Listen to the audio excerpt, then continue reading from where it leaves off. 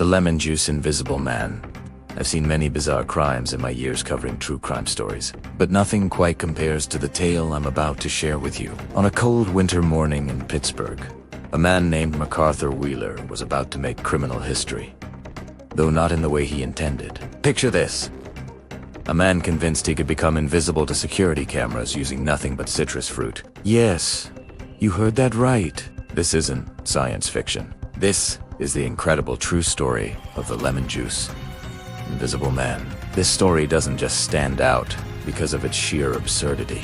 It highlights the strange and sometimes tragic limits of human understanding. How does a seemingly ordinary individual come to convince himself of something so fantastical? As we unravel this narrative, you'll see how Wheeler's misconception was grounded in simple, albeit deeply flawed, logic, and how it spectacularly failed him.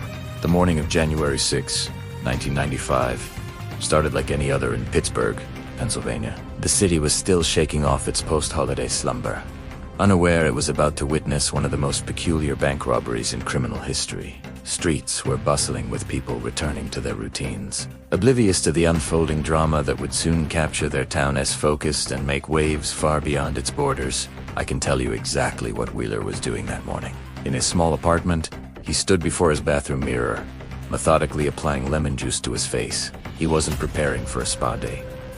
No, he was convinced this acidic fruit juice would make him invisible to security cameras. Imagine the sights and smells filling that room. The sting of lemon juice touching his skin, and what must have been a serious expression as Wheeler committed to what he saw as a brilliant, foolproof plan. He was so sure of his endeavor that he overlooked all logical fallacies, moving with the determination of a seasoned criminal mastermind. So he thought. The master plan. Let me explain the logic behind Wheeler's thinking. You see, he knew that lemon juice could be used as invisible ink. You know, those secret messages that only appear when heated. Somehow, in what I can only describe as a spectacular leap of misunderstanding, he concluded that if lemon juice could make ink invisible, it could make him invisible too. This wasn't just a fleeting thought, it was a revelation. The simplicity of the idea must have been part of its allure. Wheeler believed he'd found a loophole in reality itself, something nobody else had realized, which made him feel both clever and ahead of the curve. Day's scientific research. I've investigated Wheeler's preparation process, and it's both fascinating and absurd. He actually conducted what he considered scientific tests using a Polaroid camera. Standing in his dimly lit bathroom, he snapped a photo of himself after applying lemon juice to his face, when the picture came out blurry, likely due to poor lighting and his shaky hands.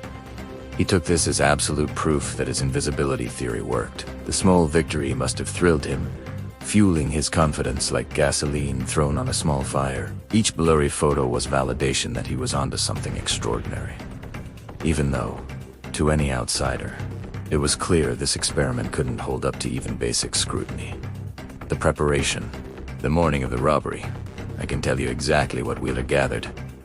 2 bottles of lemon juice, a gun, and a getaway bag. He meticulously applied the juice to his face, wincing at the sting but convinced it was a small price to pay for foolproof invisibility. Before heading out, he did one final invisibility check in his mirror, nodding with satisfaction at what he believed was his disappearing face. The tools of his plan were simple, but his belief in them was unwavering. Nothing could deter him from what he saw as his destiny as successful robbery, his newfound skills masking him from the prying eyes of the world. What happened next is preserved forever in crystal clear security footage. I've watched these tapes countless times, and they show Wheeler walking into the first bank around 9:45 a.m., face clearly visible and glistening with lemon juice. He wasn't wearing a mask. Why would he? He thought. He was invisible.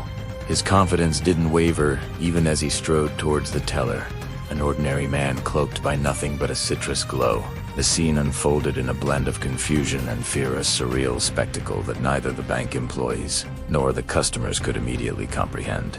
The bank employees and customers stood frozen as this man, face shining with citrus juice, demanded money. But here's the kicker. He wasn't done. Emboldened by what he perceived as a successful invisible robbery, he hit a second bank just hours later. His audacity was matched only by his apparent obliviousness. Wheeler must have believed, beyond any doubt, that he was truly invisible, reinforcing his delusion with each untouched security camera and unfazed reaction from those around him. When the police caught up with Wheeler later that day, they described a scene I'll never forget. As detectives showed him the security camera footage, Wheeler's jaw dropped. "But I wore the juice," he exclaimed, genuinely baffled by his clearly visible face on the screen. It was a moment of stark realization interrupted by disbelief, a world where his logic crumbled right before his eyes. This wasn't just a thief caught in the act. It was a man confronting the chasm between his expectations and reality. This is where the story takes a fascinating turn. Wheeler's spectacular misunderstanding caught the attention of Cornell University professor David Dunning, along with his graduate student Justin Kruger. They began studying this peculiar phenomena of people being too incompetent to recognize their own incompetence. Wheeler's blunder became a stepping stone to scientific inquiry, transcending its immediate comedic value to illuminate a significant concept in cognitive psychology.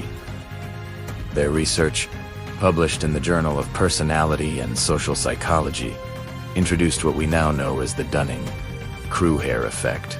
This psychological principle explains why people with limited knowledge or expertise in a given domain frequently overestimate their own competence. The implications of this study reach far beyond the world of crime and apply to everyday life, revealing how misapprehensions of some can lead to a misstep, much like Wheeler's own leap of faith with his lemon juice hypothesis. What started as an ill-conceived criminal act contributed to a deeper understanding of human psychology, impacting various fields by uncovering how ignorance can cultivate unwarranted self-confidence. As I reflect on this case, it's remarkable how one man's spectacularly failed bank robbery contributed to our understanding of human psychology. Wheeler's lemon juice theory, while tragically flawed, led to groundbreaking research that helps us understand why people sometimes can't recognize their own limitations. The blurring of reality within Wheeler's mind highlights a critical reminder for all of you, a cautionary tale about the dangers of unchecked assumptions and the significance of self in a world driven by knowledge. Wheeler's saga underscores the necessity of questioning our logic and embracing the limits of our understanding before they lead us down paths of incompetent confidence. The Lemon Juice Invisible Man case stands as a testament to the strange intersection of criminal behavior and cognitive bias. While Wheeler's story might make us chuckle, it reveals something profound about human nature. It reminds us that sometimes the biggest obstacles to our success are the things we don't know. Tistale isn't just about a robbery or a miscalculated invisible strategy. It's a portrait of human fallibility, immortalized in both comedy and caution. Beyond the laughter, Wheeler's folly calls us to examine ourselves more closely, to question our assumptions, and to seek understanding in the fogginess of ignorance.